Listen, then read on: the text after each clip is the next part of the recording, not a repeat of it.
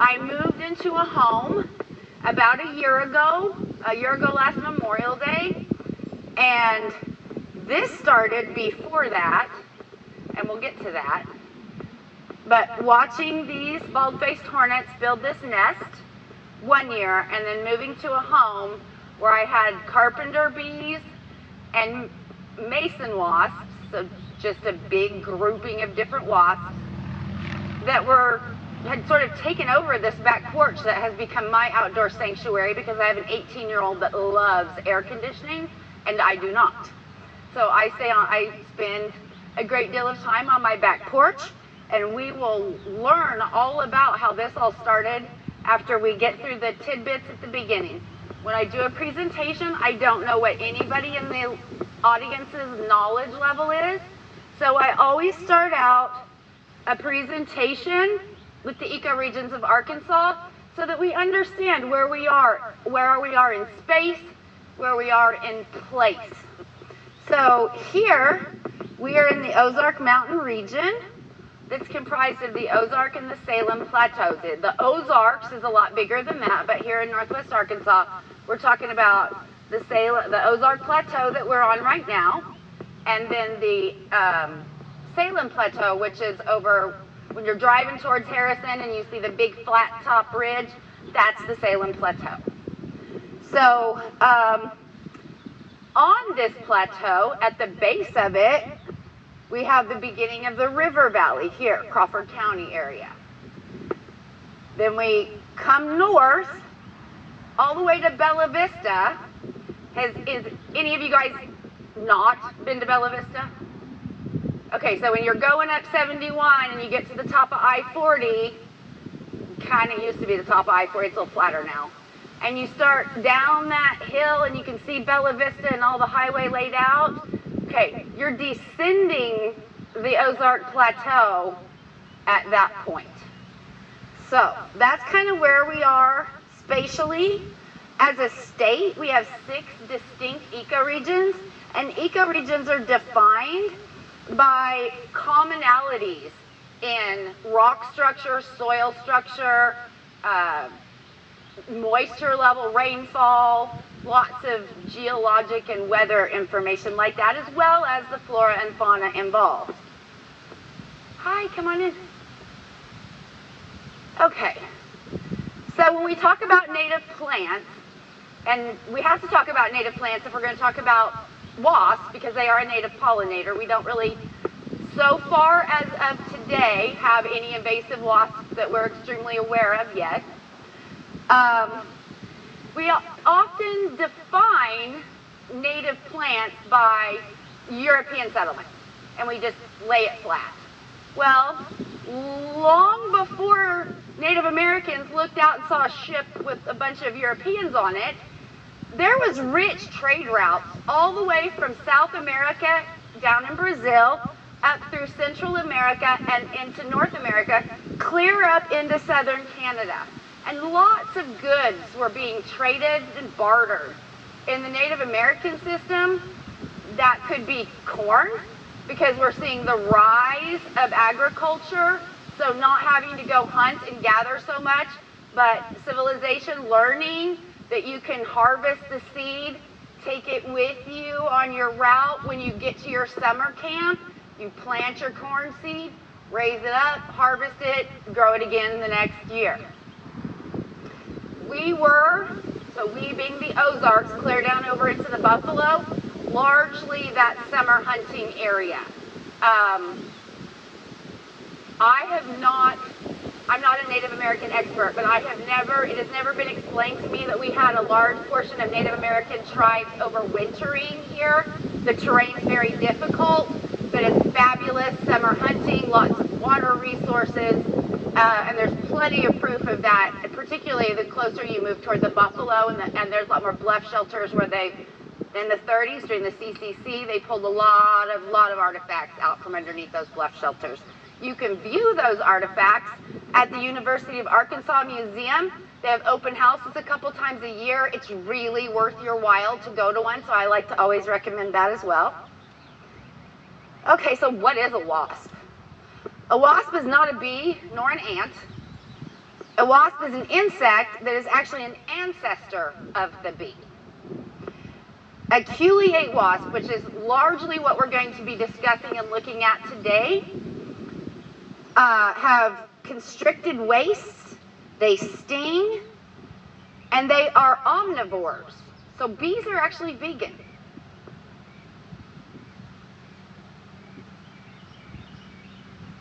Bees and wasps, so similarities, they both have compound eyes, they both have 2 sets of wings. That's significant because when you're looking at a bug that fast, if you can just catch that it has 2 pairs of wings or 1 pair of wings, you've automatically split between bees and wasps and flies. Because flies are the most prolific pollinator on the planet. They come in all shapes, sizes, and colors, and they are some of the most fabulous bee and wasp mimics you've ever seen. And they're generally pretty loud. So I'm talking about a syrphid fly, a bee fly. A bee fly is a common name for a large group of Syrphidae is the genus or class that they fall in. Whoops, I got excited. Bees and wasps both use nectar as a source for glucose. However, honeybees and native bees utilize pollen as a protein source, but differently. Honeybees consume pollen to produce honey. So that pollen is their protein source. It also contains a lot of the vitamins and minerals that they need to maintain European honeybee health, which is important. While most native bees utilize pollen and they roll it into a ball and they'll put it in their brood cell and lay their egg on top of it and close the brood cell. So when that egg hatches, the pupa and or larva, depending on the species, feeds down on that pollen ball or whatever else a wasp may have hoarded into those brood cells, brood chambers.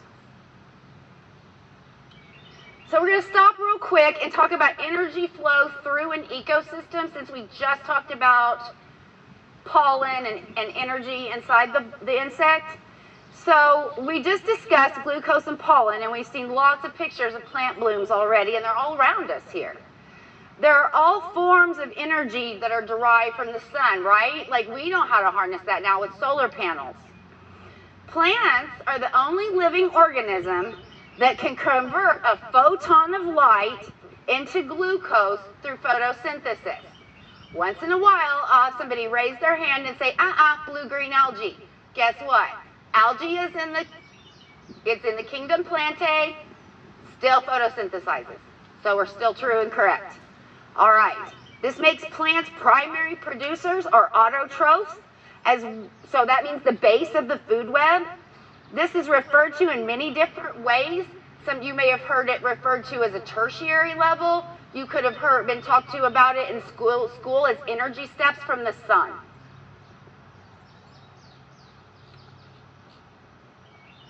So biodiversity is a measure of the species richness and species abundance within a given range. So if we were going to look at the biodiversity of this classroom, we would look at the different species of trees we have, and then how many of each species to determine which species had the most trees here, or the most abundance. Does that make sense? We're all moving down the road. Okay, we're almost done with housekeeping. All right. So in this photo, we have 2 species of plant. We have buttonbush or Cephalanthus occidentalis.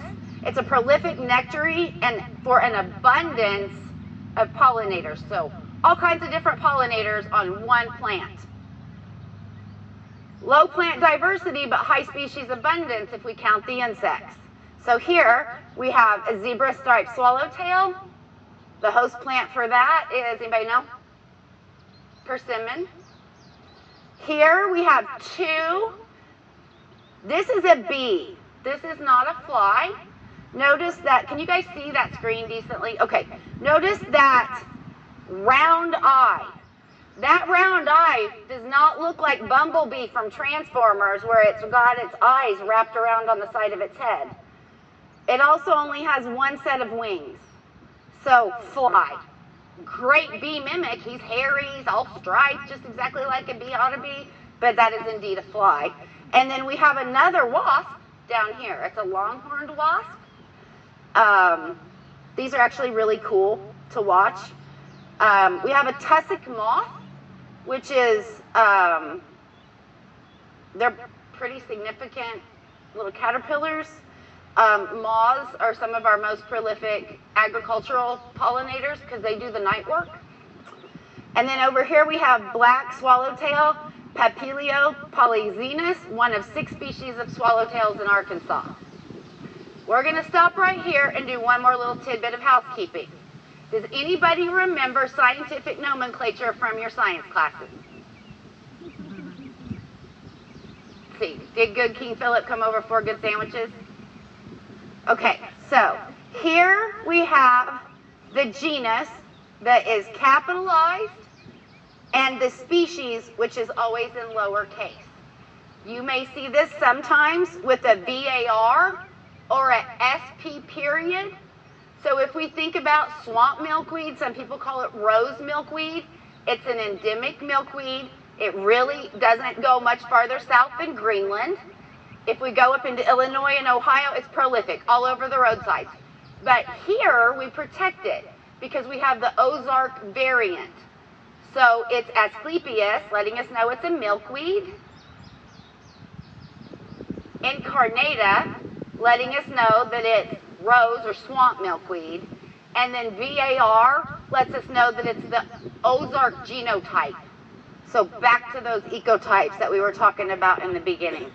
Uh-oh. Oh, okay. Okay, so we're done with all the housekeeping. Now I feel like everybody's knowledge is caught up, and we're going to go ahead and start talking about diving into the insects a little bit further. So 2 new terms, social versus eusocial. Some wasps live together in a paper wasp structure, allowing many wasps to care for multiple broods per season. So we're talking about paper wasps, hornets. This is 2 years old and I did not shellac it, but I did make my family live with this on the house for an entire summer. This is a bald-faced hornet nest. I don't want to pass it around because it's getting really fragile, but you guys are welcome to come up and look at it. If it gets ripped, it gets ripped. I just don't want to pass it.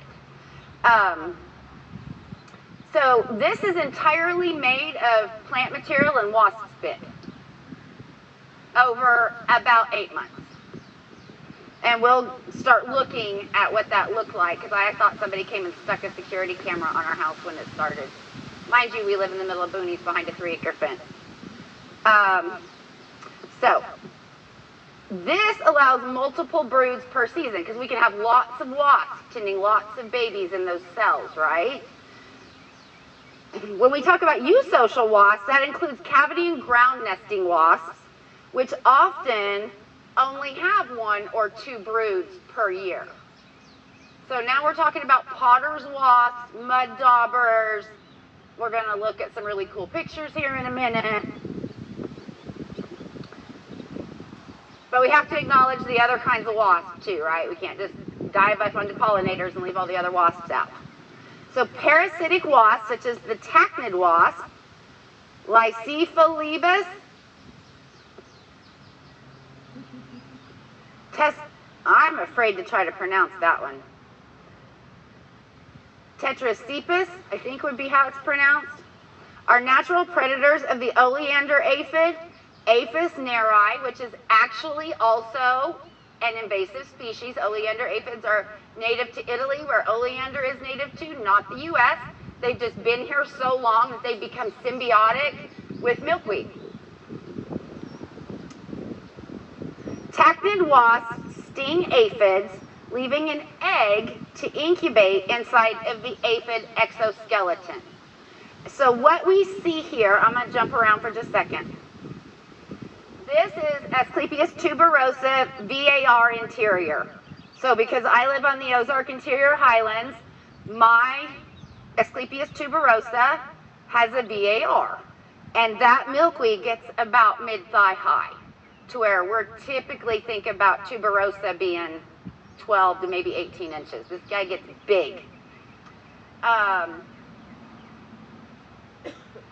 Over here we have a picture of the oleander aphids. And then if you guys can see these little brown spots in here, that's where a wasp, the little bitty tachinid wasp, and they really do look a lot like flies. If you see them, it just kind of looks like a bunch of gnats are on the milkweed. They'll start laying eggs. Now, I work for the city of Rogers. I'm a venue representative. So at an event last night, and there is a native plant bed all around it, and I've been watching some Asclepias tuberosa for 3 weeks. When I went to work last night, I went and checked on the milkweed. There is not an aphid left alive. Every single aphid on that plant has been parasitized because nobody worried about it. Nobody went and sprayed it with water. Nobody went and sprayed it with insecticidal soap. When a plant comes under attack, whether it's from you clipping a bud to take inside and put in your house, or it's an insect chewing or sucking the plant for its own nutrition, those plants send out pheromones. And the insects, the beneficial insects, or at this point we're talking about predators, right? They're going, because a wasp is an apex predator in the insect world. Those bugs are out there listening, smelling, if you will, for those pheromones to guide them to where the plant needs help. That's how symbiotic or how closely adapted our native plants are to our native insects.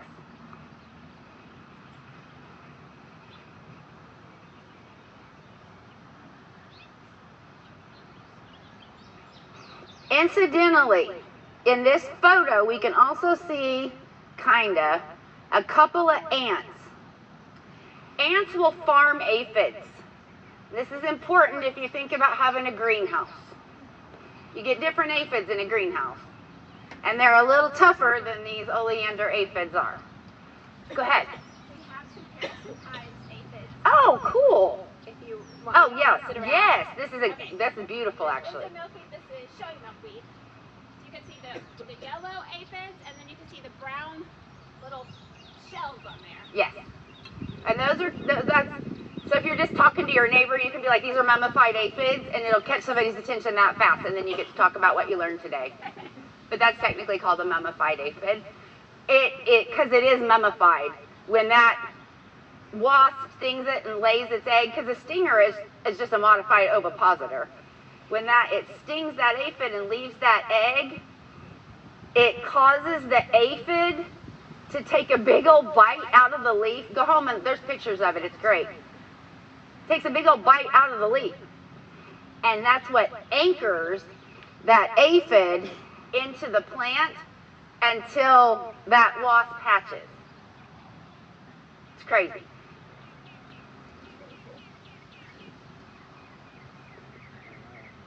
What happened?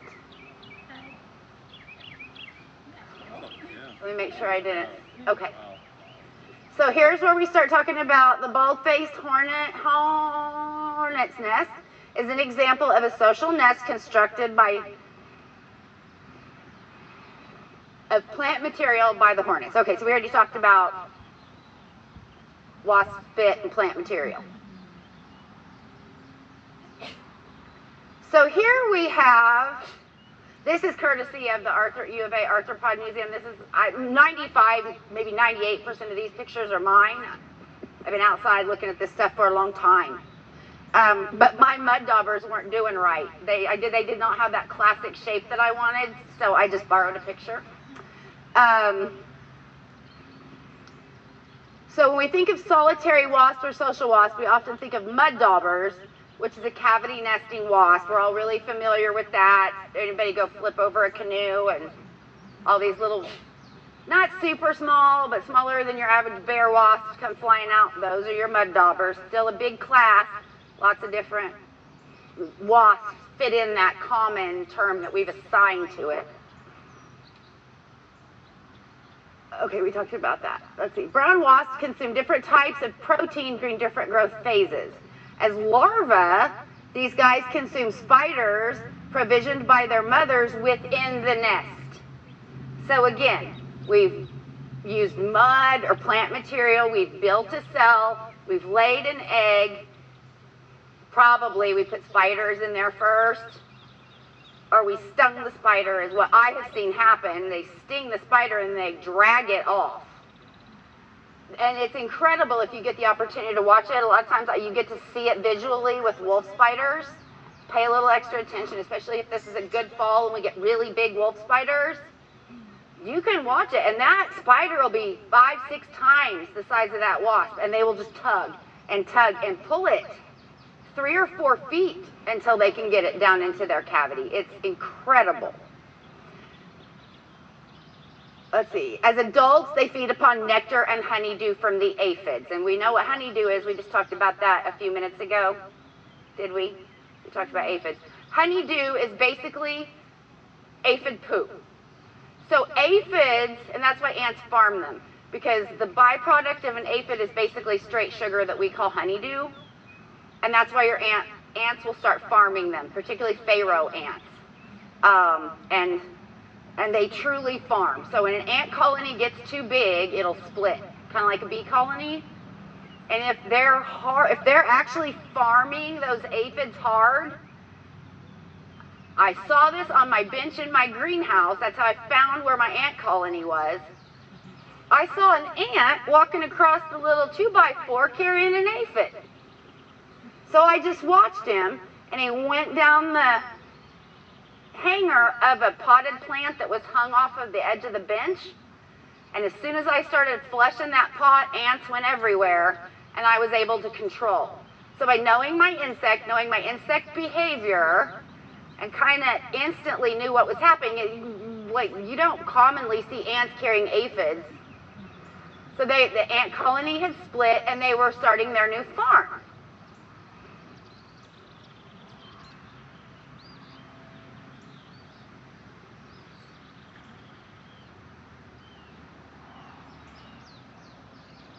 See, the cool stuff's coming up.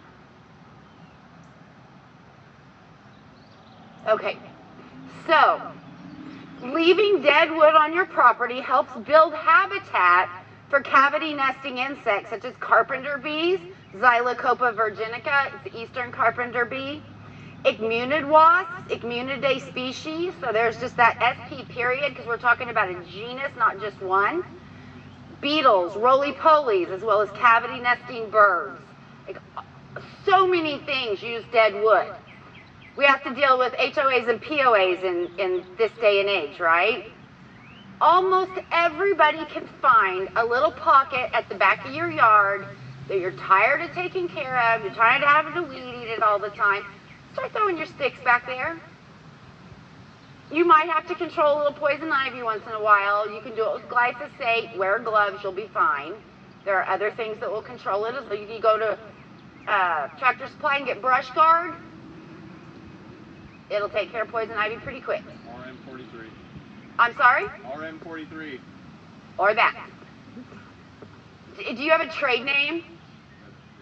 As far as what? So with glyphosate, we know it's called Roundup. It's called RM43. That is the trade name, so RM43. Okay. Full glyphosate. It will wipe out the poison ivy. Okay. It's concentrated, super expensive. A bottle about that big is like $40, but it'll like 4,300 square feet. It's concentrated, so 1 parts per 10 water, and then just spray it on there. But anything it touches, it'll kill, and it will stay in the soil for up to 120 days.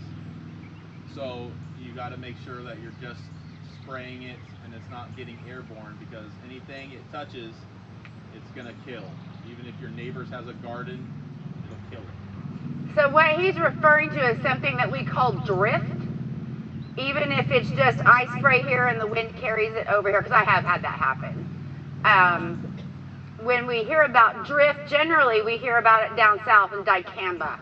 is a big one because it volatilizes at fairly low temperatures, translocates when we have temperature inversion at night, translocates, goes and lands on somebody else's farm when that temperature inversion happens again, and somebody 6 miles away just wiped out somebody's soybean farm. It's real, it happens.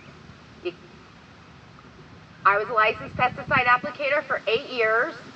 The only reason I'm not now is because I don't need to hold that licensure for my job anymore. Herbicides in the right concentration at the right time of year, unless they're supposed to, generally do not leave residuals in the soil.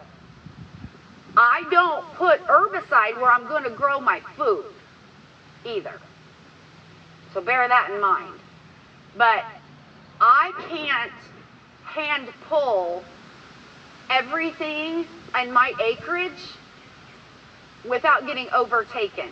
So in the Ozarks, I choose to use a herbicide where I'm not growing food. If it's somewhere where I'm growing food, horticulture, vinegar, insecticidal soap, 9 times out of 10, most of your problems can be taken care of with insecticidal soap. Dawn dish soap and water is great. If you have to use a real thick bunch of it, rinse your plant off about an hour later. It will clog the stomata on the plant so the plants can't sweat, they can't transpirate. But really, just like with snakes, your first line of defense should just be a water hose. If you got a bunch of bugs on a plant or a snake somewhere you don't want it, shoot it with a water hose. They'll go on. They don't like water, especially coming out of a hose. That's high pressure to almost anything other than like maybe an armadillo or a possum. So just shoot it with the hose. We don't have to be dragging out, you know, killing everything with fire and hose and loppers. Just get the water hose. Although I will say there is very good use for fire, particularly in the Ozarks. That's a different lecture. All right, so we talked about the Eastern carpenter bee, Xylocopa virginica, in the last slide. In the insect world, it is a world of predator meets prey, and parasitism is prevalent. This tiger fly is a parasitic fly that predates on Xylocopa species. So if you think this is really cool and you go home and you like start going down this rabbit hole, this fly actually hunts female carpenter bees that are going to lay. I'm assuming that's pheromone driven because almost everything with insects is. This is on my back porch. I had lived here about 6 weeks. I checked the dates this morning. I had a card table on my back porch. Mind you, we just moved in. So I had a card table and a chair and my cell phone. And that's where I have my coffee every morning. And I got used to this. She's still B2 Liz. Now everybody's been numbered and ordered. So B2 Liz, which was a generation ago, that means it's the second B, because we have wasps on the back porch too, which are denoted with blue and a W, and you guys will see that as we start going through these. I was sitting at my table with over 6 weeks of a carpenter bee coming and going fairly frequently. You just get used to their different sounds, and it's a chicken wire screened in back porch. It's not fancy. So the bees have to make it through that hexagon, right? Shape of nature. So they do a little buzz because they don't fit exactly through the hole. So they get stuck, they get mad, and sounds like a bee in a bonnet. You get used to hearing those different sounds. So when B2 Liz started making a whole bunch of a racket up inside this board, it's like, what is going on? And then all this stuff starts, like wood shavings, all this stuff just starts getting ejected out of the hole onto this table right in front of me. I'm absolutely fascinated and totally bought in at this point because I've already seen this happen. So then, this is the first thing I noticed, is a pupal casing hanging. And I was like, well, something came out of that. I looked up a little higher, and this is an uninflated, newly hatched tiger fly. So what that fly's mother did was fly around and predate on mama carpenter bee. She goes into her house and lays her egg and leaves.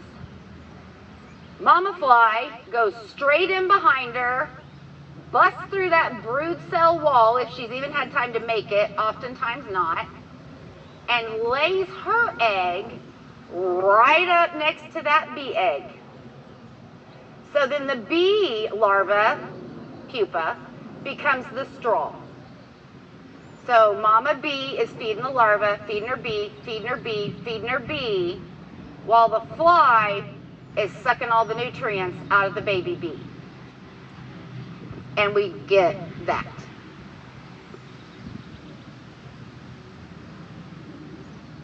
Here you can see the wings are not unfolded at all. We really can just see the abdomen. Here we can see wing structure starting to really, like it actually started to look like a big old fly at that point. Does anybody know what insects use to pump up their wings? Even butterflies. They use meconium. So the substance is in their bowels while they were inside the egg in their larval state. Just like an infant, when it's born, it has to have that first bowel movement and get all the metabolites of being in the womb out. And those first couple stools are kind of rough to pass for some babies, but they got to get it out in order to be able to go ahead and start full digestion, right? These guys don't have to get it out. They utilize it to pump up their wing structures. Monarchs do the same thing. And I think we passed it. There was a picture of a monarch hanging right by, and we'll go back. You guys are welcome. I'm going to leave these slides with Charity. They'll be on their website. You can actually see that monarch as it's hanging right by the chrysalis. You can see folds in the wings. And then as you go on, I'll send more pictures if I need to. As you go on through about 5 picture slides, you can see the wings get less and less folded. It's pictures, so you can't really see them open. But you can see that there's less and less folding until you've got a full-on monarch hanging, waiting to dry and take off. So, this is actually what started this whole journey. The blueberry bush, which fruited for us our first year, was actually the host species for the beginning of this year-long journey of carpenter bees and the insects that live beside them, with them, and sometimes predate them. So this is this blueberry bush back here. Now, what's really cool, I'm going to step out here a little bit, you can see it. All I did was step out my porch and bend down and take a picture. Can you guys see the pollination, the runway to that blueberry bush? Here? All the dead nettle, there's henbit, dead nettle, dandelions. There's all kinds of stuff in there. I also have lots of violets. Viola sororia, common violet, Viola pedata, bird's foot violet. Both of those are a host plant for our state butterfly, the Diana fritillary. So pollinators know what they're doing way more than we do. If we went out to hand pollinate that, we wouldn't get this big runway, would we? Because we're not going to pollinate every dead nettle, henbit, and violet on the way to the blueberry bush. But bees have to attain and use energy super quick. Wasps, flies, ants, all the insects do. So they pollinated their way to the blueberry bush for nectar. What I got was a really cool visual of a runway to a blueberry bush for you guys. Okay, here's where it went off the rails. This started in September. Toward the end of September, everything on the landscape was drying up. Remember how hard of a drought we had end of last summer? Really, the only thing blooming on my landscape at this point in time was goldenrod was waning. When that happens, and when the temperatures get really high, like yesterday afternoon on my back porch, it does send wasps, they get a little bit more active. Bald-faced hornets will go from pretty much just being pollen exclusive to switching over and eating every butterfly and moth head they can get off of an insect. So they've switched from becoming a predominantly a vegetarian insect, and they're making that switch over to an omnivore because their nectar sources and their protein sources are dying off. So wasps have a much better strategy for sustaining life over time than even a bee. And I love me some bees. This petite thread-waisted wasp, so she's here, was laying and living inside of the cavity left by a carpenter bee when a four-toothed mason wasp moved in. So I literally watched a battle of apex predators above my head right there. The thread-waisted wasp lost, the four-toothed mason wasp won. I am going to minimize this, and we are going to see, I have a video. I'm going to see if I can get this to where you guys can hear.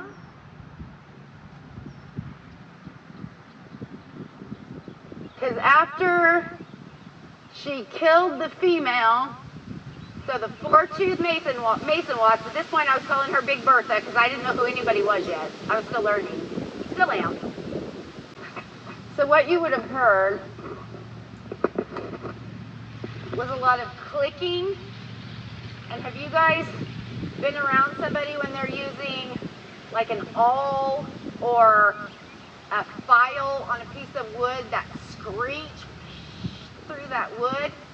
Those four-toothed mason wasps, you can hear all that happening as she's carving out that hole, making it bigger for herself to fit into, and then proceeds to start throwing out all the larvae. There were 5. And I have another video, because I was boo-hooing. But I was upset. I mean, there's nothing you can do in these larvae. I've sat there and watched, and bees are attached a little bit at this point. And all these larvae just get ejected, and they actually make a little bit of a mew. They're not completely silent like we think.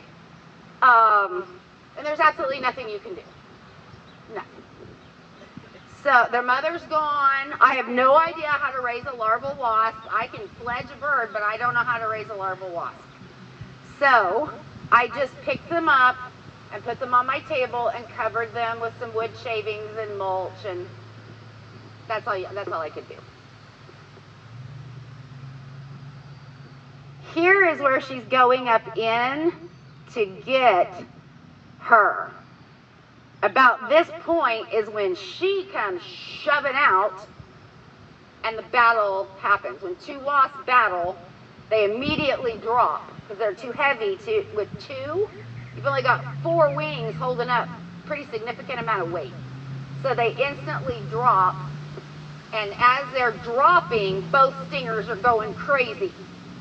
And whoever injects the most venom fastest wins. It's wild.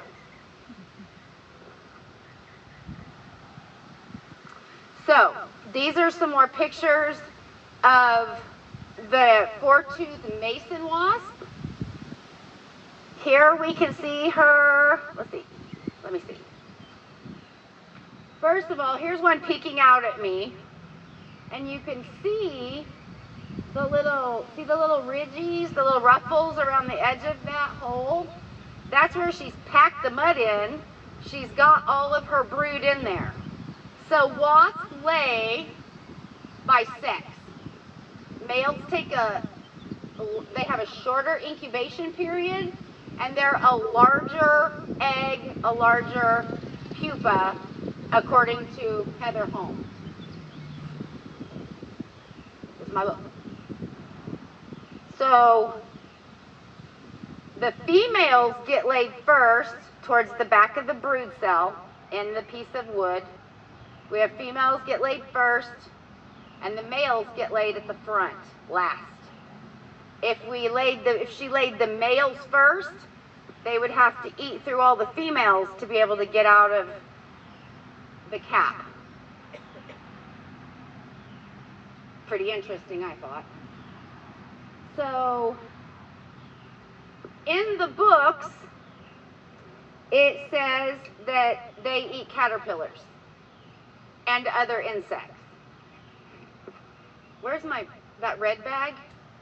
There's a couple bags at the front there.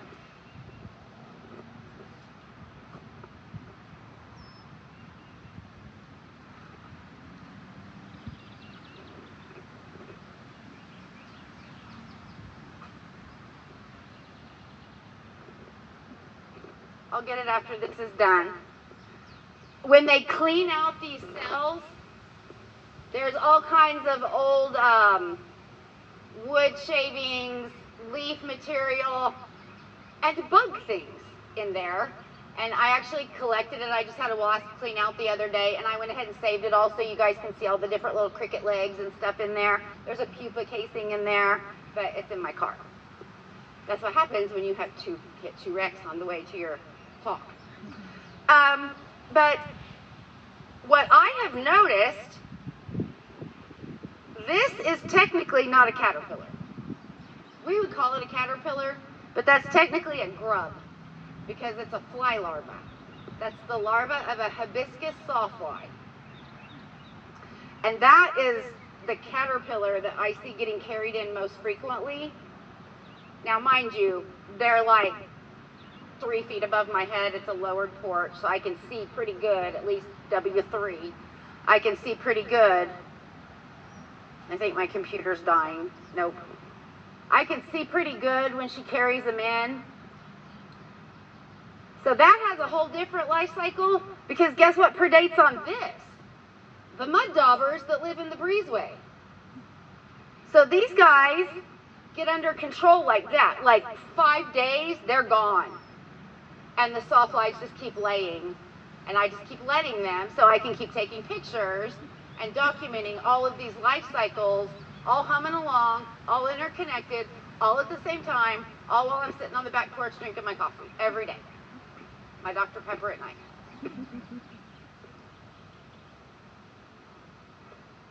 So, Apis mellifera is technically an invasive bee. Is that the only invasive bee? Do we know? It is in fact not the only invasive bee. This is an invasive cellophane bee that I got the first state record on when I threw it up on iNaturalist. This is during the first year of the Arkansas Baseline Bee Survey.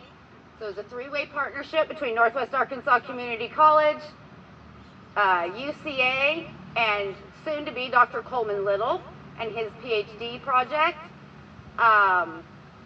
which was also pulled in, Game and Fish pulled in heavy on it because we had no idea how we knew we had somewhere between 400 and 600 species of native bees in Arkansas. That's all we can tell you. There were boxes of bees sitting at the University of Arkansas waiting on ID or catalog because we didn't have a native bee expert. But the Arkansas Monarch Pollinator Conservation Partnership had a metric to meet. We needed to make some attempt at finding out what kind of bees we had in Arkansas. So we located, and I say we because at that point in time I was also on the research and monitoring committee. We found Coleman Little at a UCA. Kid was a land manager out at Fort Chaffee, just started guest lecturing. They call it guest lecturing, guest lecturer at UCA. He's a full-on biology professor, and they still call him a lecturer. When I threw this is at the Northwest Arkansas Community College on Buttonbush, I knew that bee looked different. That's a cellophane bee, but our cellophane bees are tiny, and that bee is a little bit bigger than a honeybee. So once you start looking and you do it long enough, you can, when something doesn't look right, your brain picks it up before you even realize why you're stopping and looking. that bee, the first ID came in out of Poland. The second ID came in out of Germany, and the third ID came in out of China. The fourth ID came out of the Pollinator Health Lab in Stoneville, Mississippi. So this is actually a bee. This is not Apis mellifera. And I can tell that by this structure here. And if my computer doesn't die, we'll look at some again. This is called the scopa. And if you guys get into bees after today and you watch them a lot, you'll notice that bald spot on their back, kind of between their shoulders, it's different. Sometimes there's a line of hairs down the middle. That's got you a two-spotted bumblebee. So just by learning, not even really learning, just using your powers of observation as you're moving through your day in your garden or your evening, you're going to start to notice these things more just because you came and sat and listened today. You won't be able to help it.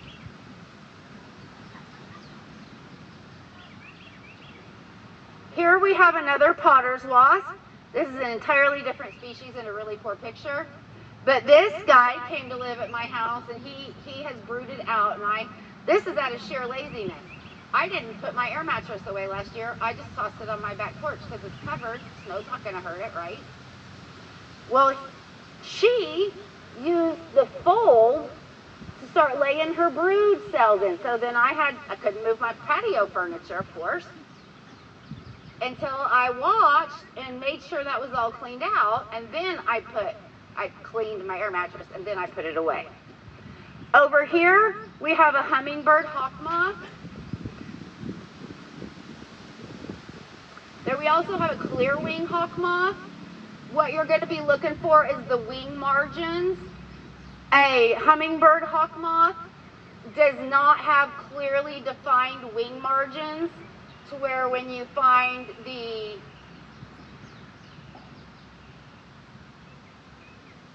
so we have, I just said it.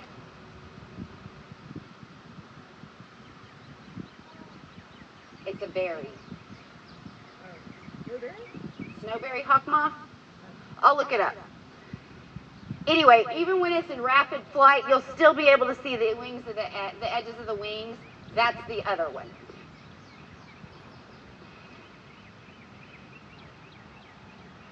So, the economic impact of a Poitier. So all the wasps. Wasps provide roughly $250 billion a year in pollination services to agricultural crops. Figs, you will never eat another fig if the fig wasp disappears because it has evolved with figs so closely that it can enter the flower, and that's the only way to pollinate it. If we lose the bumblebees, guess what? No more milkweed. It takes a bumblebee to pollinate milkweed. Milkweed keeps their pollen their pollinia in pollen locks. So what happens is a bumblebee specifically, because they have the right shaped back leg, is bumbling around, getting some nectar, rolling in the pollen, and he gets his leg, I've seen this happen, I haven't been able to document it, he gets his leg stuck in one of those little round holes underneath that bloom on the milkweed, and he starts yanking, and he yanks a little harder, and then like all the rest of it, he's like, dadgummit, and he yanks super hard and takes off. And what comes out on that back leg is a little bitty white sac full of Asclepias pollen. So you won't see their pollen because it keeps its pollen inside of itself. As top apex predators of the insect world, wasps provide roughly $416 billion worldwide in pest control just of aphids. We're not talking about caterpillars, we're not talking about grubs, just aphids. So if you're in sub-Saharan Africa, your wasps just got a lot more important, right? They predominantly subsist on a large amount of yams, not sweet potatoes, different big yam, big tubers. So they're kind of in trouble. Are we dead or are we playing?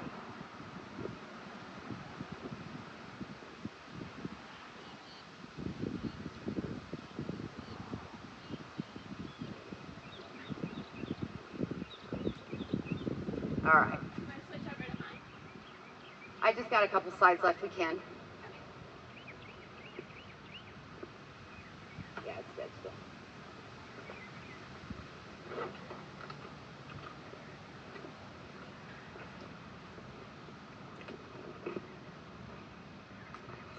So if you didn't go to school in the digital age, you always have your presentation 3 ways. On your computer, on a flash drive, and emailed to either your own account or your teacher's account. And for today, Chastity, I just pretended like she was my teacher. Because especially if your grade is depending on it, it will go wrong. Something won't work. We're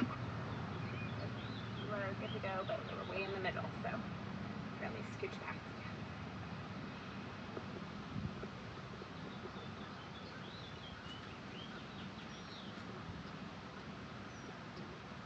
So the next time you see a wasp, instead of ducking and running, hang out and see what they're up to.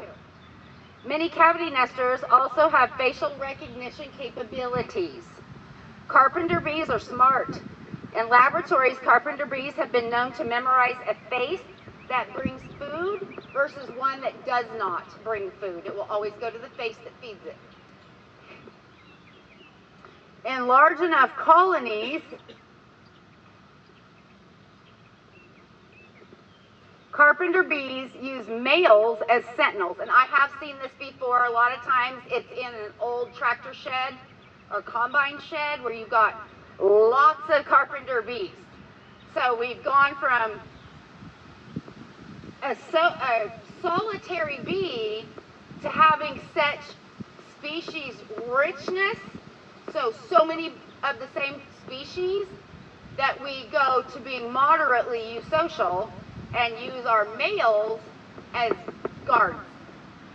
And they'll come buzz right about eye level. They don't get much closer than this, and they'll just buzz up and down. And they're checking you out, memorizing your face. If you don't swipe at them, you get to be their friend. If you swipe at them, particularly 2 or 3 in a row over days in the week, they're going to memorize you as their predator. So bear that in mind.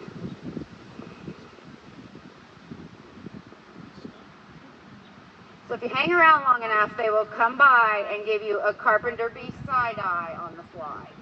And they do. When I enter my back porch, the wasps and the bees, everybody, either if they're in their house, they'll buzz out, they'll look. I just stand there. Even if they come flying at me, I don't get upset. I just stand there, and they'll all go either fly off or back into their holes. It's phenomenal to watch. Bees really are your friend. So, today I was presenting for the Ozark chapter of Wild Ones. We are the only chapter of Wild Ones in the state. It's $40 a year to join. These presentations are always free and open to the public.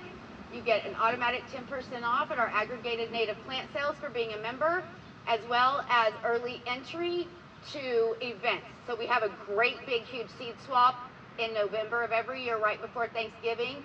Our members get 2 opportunities. You get the list. You get to be like, I want buttonbush, and it's not on the list. So you go down on the spreadsheet and you put in buttonbush. You have to learn the scientific name. You have to put in the scientific name so the rest of us know that you know what you're talking about, and we give you the right seed. And then there'll be a column for a little bit of seed, a lot of seed, and a whole lot of seed. And you can request, or if you have seed, you go in and you find what you have, or you add what you have, and you put that you have willing to trade away a little bit of seed, some seed, or a whole lot of seed. Purple milkweed is a good example. I had purple milkweed last year, but I only had enough for 5 servings. I only had enough for, I put between 5 and 10 seeds per packet. Do not store your seeds in plastic. Seeds need gas exchange through the outer coat, so they need to be stored in paper. Everybody's got a story about a file cabinet that they pulled their great-grandmother's seeds out of, and they rubbed it on a grater, and they germinated it, and it came back. And I know we found seeds in temples and in the pyramids of Giza and those seeds will germinate. But by and large, on the whole, since we aren't keeping things in stone jars anymore, we need to keep things in paper in order for oxygen to be able to access the endosperm inside that seed. So when you split open a peanut and you see that little boop, that's actually the endosperm. If that peanut had not been processed for us to eat, that would have grown into the next peanut plant. Okay, there's our contact information if you want to get a hold of us. And there's brochures and stuff over on the table. Does anybody have any questions, ponderings, statements? I just saw something recently about dirt daubers and spiders, how the spiders are technically still alive, but they're just paralyzed. Correct. It's a long time to stay in a paralyzed state. Vegetative state, and if they're like in a coma for life. I don't have a lot of pictures of it, so it was actually the one picture I have was in here, but I didn't talk about it because it's not, I don't have enough to show you guys lots of things about it.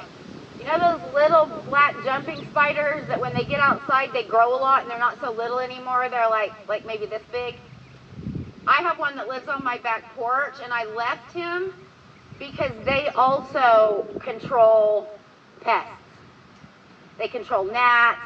They will, actually, if they can, swipe a bee. The picture I had that you probably didn't notice, there's a bee hole and the spider's sitting like right here, waiting for the bee to come, or the wasp, whoever's living in there. I don't know if it's a bee or a W, pink or blue. But whoever was living in that hole, the spider's like actually sitting on top of the 2x4 with the hole right here, just awaiting. When you go down, I've been down to Texas, they actually have something there called a bee assassin. If we were having a lecture on Texas today, I would show you pictures and a video of a whole bunch. So everything really is bigger in Texas. Everybody's familiar with antelope corn. We call it antelope corn milkweed here. They have one in Texas, but it's like one bloom is like the size of a dime, the whole bloom. And it was covered with juniper hair streaks, bright green, beautiful little hair streak butterflies. I had never seen them before. They're in southern Arkansas. Occasionally you'll see a sighting up here. I've not seen one here. But I sat for 45 minutes and watched all these little juniper hair streaks and little bitty bees be predated. And the bee assassin never won. They look like a wheel bug, except for their abdomen is striped like a bee. And he just cruised all through those blooms, and he would think he was being sneaky, and he would get up with his big old mandibles, and that butterfly would take off. But they would nectar until he was ready to grab. Again, a symbiotic relationship. Those butterflies know, butterflies and moths have their scent glands on their feet. They smell with their toes. So I'm guessing they knew that bee assassin was there, and they just weren't terribly concerned about it because they're faster. I have all of these books. Heather Holm and Doug Tallamy are the two authors that I follow. And the reason, hold on. We can pull it closer to home. This is Tree, Shrubs, and Woody Vines of Arkansas by Theo Witzel, Jennifer Ogle, and Johnny Gentry, three of the top botanists in the state of Arkansas. Their book is written pretty much the same way. When you get to the thing you want to know the most about, you don't have to go pull 3 keys. You might if you really want to take a deep dive, but they include the ranges in Arkansas. They include a habitat description. Sometimes when we're talking about insects, it'll give a little bit of information, maybe about their host plant, their mating behavior, if the female's really drab, maybe pictures of both, or a very good description of whichever one is the least interesting. It's not always the females that are ugly. So you guys are welcome to come up and take a look at these books. Please do come up and take a look. There are different layers within this. Thank you. Thank you. When we look at this, see these folds here? Those are vents. So in the summertime, these were a lot more open, and the hornets gather around these vents, and they all start pumping their wings and cooling off this larval core. When it gets cold, there was a big vent here, something lived in it. I went and got out of the shed this morning. Not brave enough to keep it in my house, and my family wouldn't like it. There was a large vent down here. That was, the entrance was here. In the summer it was big opening. And so were the vents. So this was the part against the house. It was like this.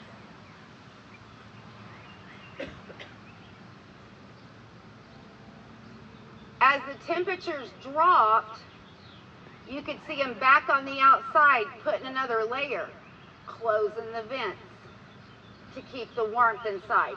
Bald-faced hornets don't die until they freeze to death. So even when I pulled this down after 3 hard freezes, there were still some bald-faced hornets alive in stupor inside of here, and I did not squish them. I just brushed them off into the leaves in case the queen was there. She probably already ejected herself. Once she has done her final laying for the season, she ejects herself from the hive and falls into the leaf mold and does her thing to overwinter. I've not documented that. But I didn't want bald-faced hornets on the house, regardless of whether I was going to live in it another year or not. But we preach leave the leaves, right? It's so easy. You just go out underneath where you have the thing you don't want to be there again next year and just rake the leaves out. That way when she comes out in the spring, she's not going to go straight up and be like, there's the branch or the soffit I had my house on last year, or my grandmother had her house. So just rake the leaves out. You don't have to burn the yard. You don't have to have somebody come brush hog your acreage because you had a hornet's nest. We don't need interventionists by tree climbers and tree companies. They're actually fairly docile unless you swipe at them. They're not docile if you're a butterfly, but they're really fairly pleasant to live with. And they only get hot and bothered about the last 4 weeks of the hot season. And they are a little bit more aggressive then, but they're still not swarming you like a ground nesting hornet. They're much more laid back. They're actually a pleasure to watch with their little white faces on your plants once you learn not to be afraid. Go ahead. So is that the same, the bald-faced wasp, is that the same as what we call red wasps? Are they the same? No. No, okay. No, and they have different types of venom based on the protein that they use in their venom. So if you just do a quick Google of wasp, like which wasp, I think I Googled which wasp has the worst sting. Because you can do it with rattlesnakes too, interestingly enough. Not all rattlesnakes aren't created equal. Pygmy rattlesnakes have the most painful bite, but does virtually no damage. Whereas a western diamondback rattlesnake, like you gotta go to the hospital for a while. Lots of money and anti-venom. Red wasp. So red wasps you can actually look at a gradation of sting, and it'll tell you this wasp has a burning sting. A red wasp feels like you got a sledgehammer laid down on your toe, but it's over quick. Like 30 minutes later maybe, and your toe, you can see that you got stung, but your toe's not huge and fat. To where for me, if I get tagged by something we call a yellow jacket, anapoideae, or a paper wasp, if I get stung on my pinky, I swell to my shoulder. Even though it's a lot smaller wasp, my body does not like the proteins in things we consider yellow jackets or paper wasps. But a red wasp on my toe, could care less. Now, are they pollinators, or they? Yes. So when we talk about wasps, I did not go over this because we were not doing a strictly pollination lecture. We have two types of pollination. We have animal-mediated pollination, like a honeybee, where it's going and picking up pollen and physically moving those cells to the stigma and style of the female bloom. And then we have passive pollination, which is kind of everybody else. As the beetle, as the ant, as the lizard, as the snake, as the bird goes for the nectar or the insect, that they're like a lizard would be going after the insect, not after the nectar. If it just crawled out of over, it's pollinating because it just crawled over a prickly pear cactus and onto rock peak or fame flower. Does that make sense? So we have animal mediated, which is pretty much strictly Apis mellifera, and then we have passive pollination. That does not mean native bees do not use pollen, they just use it differently. We talked about that. Okay? So I encourage you guys, if you got really jazzed about all this today, to keep learning. Because what I am not is an entomologist. I'm not a botanist. I'm a naturalist since my whole life. My grandmother was raised during the Depression and came into her adulthood at the beginning of World War II and never quit growing a victory garden. So I grew a victory garden and helped tend it when I was young. She also had a rose garden. She also had a rock garden. In the middle of Kansas City, North Kansas City now, off Gladstone. What do we call those things now? What do we call a rock garden if we're thinking about it as an ecosystem? I just referred to it when I was talking about prickly pear cactuses, rock pink, and fame flower. I'm sorry? I was going to say symbiotic. We're talking dry. Oh, okay. Shallow, thin soils, we're talking about glades. So when she was going through her brand new 1950s neighborhood and all the backfill and all the rocks from her new house, she just started tossing them all in the back far corner like I told you guys to do with your wood. And eventually she started gardening that for the plants that naturally occurred in that drier yard. Now I lived in that backyard for a year when I was a child. It sloped up and Gladstone Road was right here across my backyard. Crabapple tree was right here. Rock garden was here. Rose garden, victory garden, back porch. So I learned to climb trees in that yard. I learned to garden in that yard. I learned how to wash tin foil in that house. She didn't throw anything away. She had the first food dehydrator I'd ever seen, and it was bigger than this table, at least to a 5-year-old. So some of these things that are coming back around now have always been here. They're things that our grandparents and our great-grandparents knew. They just used different words. They didn't science it up like we do now. So when you guys leave and you go home to your garden, you're a gardener, but you're also an ecosystem tender. Because what you're doing is building habitat for insects utilizing autotrophs. So you planted a garden so you could have some tomatoes and all the bees came in. By the way, did you guys know that you've never eaten a tomato that was pollinated by a honeybee? Tomatoes utilize buzz pollination. And you've heard it if you've grown tomatoes. So you're tending, weeding, and you hear the bumblebee come in, and then you hear the frequency change, for hover. A flight ligament was disengaged in the wing to allow the hover, and that hover frequency knocks the pollen from the top of the plant down the plant. And that's for all the solanaceous vegetables, not just tomatoes, potatoes, ground cherries, peppers, there we go. Very important. Another common problem, and I'm just going to go ahead and address this now because we had a landmark court decision yesterday on the Illinois River watershed out of Oklahoma against our chicken farmers.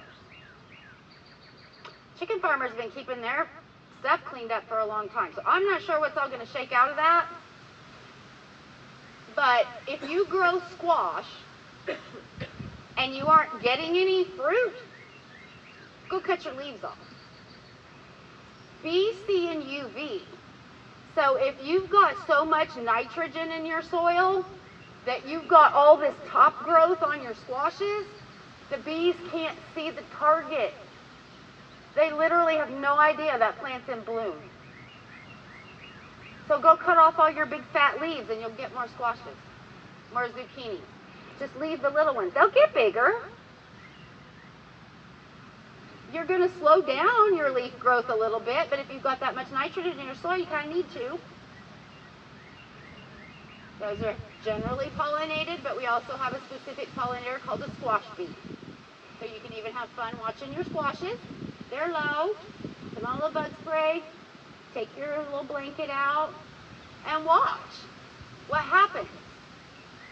Because it's cool. And it's probably stuff you are not even aware was happening. Just because you like to garden. So I encourage you to come join Wild Ones. I will be the one that answers this email until January 2026.